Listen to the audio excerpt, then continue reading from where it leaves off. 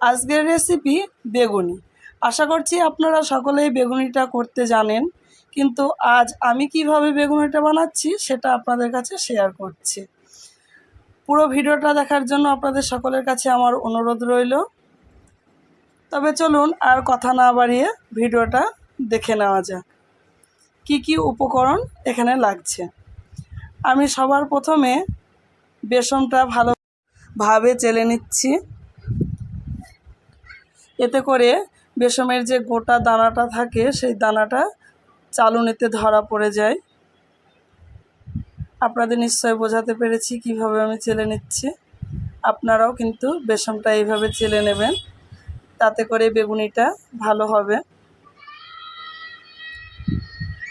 এখানে আমার বেসনটা চেলে নেওয়া হয়ে গেছে।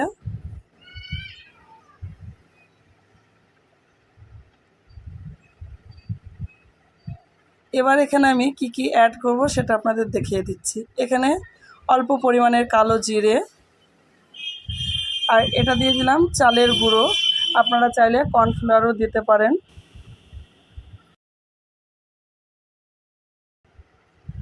আর অ্যাড করছি লঙ্কা জিরে বাটা, যেহেতু আমি এখানে নিরামিষ করছি তাই।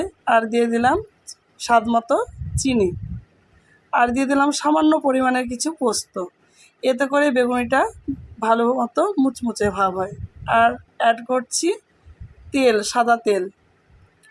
এবার এগুলো সব উপকরণগুলো ভালোভাবে মিশিয়ে নিতে হবে।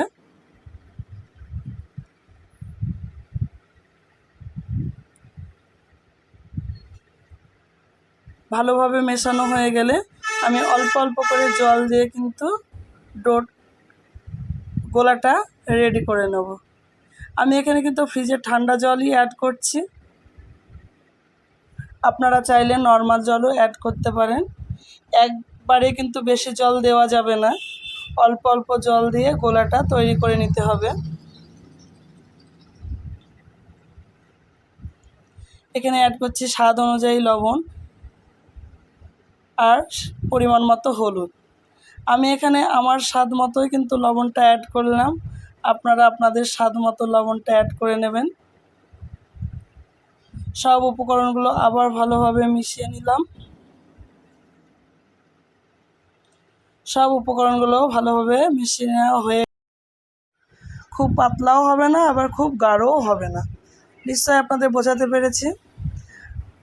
এখানে আমি বেগুন নিয়ে নিয়েছি। দেখুন, বেগুনটা কিন্তু পাতলা করেই কেটে নিয়েছি।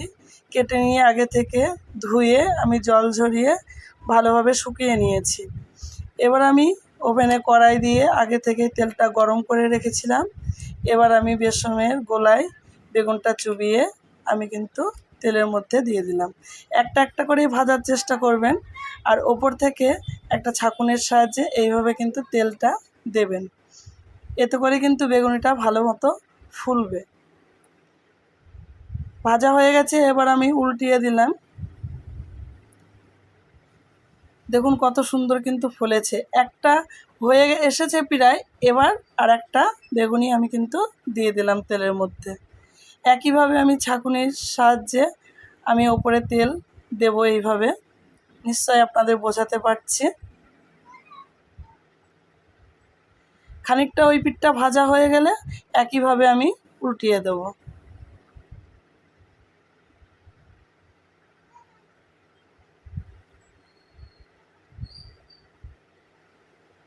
আবার আমি উল্টিয়ে দিলাম। এইভাবে উল্টিয়ে পাল্টিয়ে কিন্তু ভেজে নিতে হবে। আর গ্যাসের ফ্লেমটা কিন্তু একদম লো রাখতে হবে, নাহলে কিন্তু পুড়ে যাবে। বেগুনিটা কিন্তু হয়ে গেছে দেখুন। এবার আমি আলাদা একটা পাত্রে তুলে নিলাম।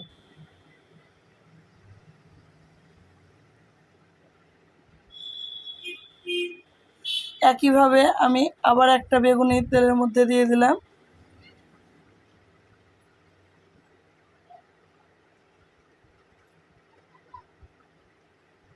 কিছু সময় হতে দেব।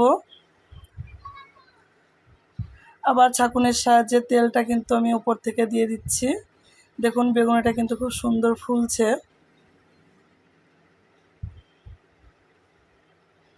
এক পিঠ হয়ে গেলে অপর পিঠটাকে আবার হতে দিতে হবে।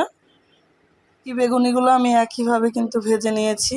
চলুন এবার আপনাদের দেখিয়ে দিই কত সুন্দর খাস্তা মুচমুচি ভাব হয়েছে।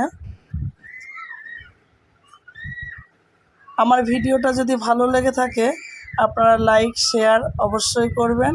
আর নতুন নতুন ভিডিও পেতে হলে নতুন বন্ধুরা চ্যানেলটি অবশ্যই সাবস্ক্রাইব করে দেবেন। আর